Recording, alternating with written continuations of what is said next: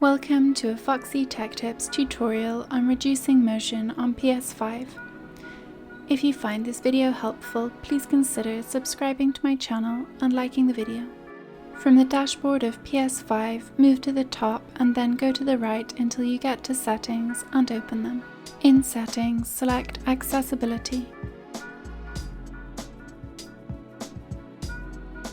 In Accessibility settings, select Display and Sound.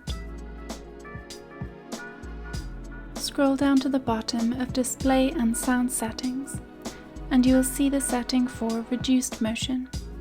Enable this setting to reduce motion effects and screen movement on your PS5. And that draws an end to this tutorial.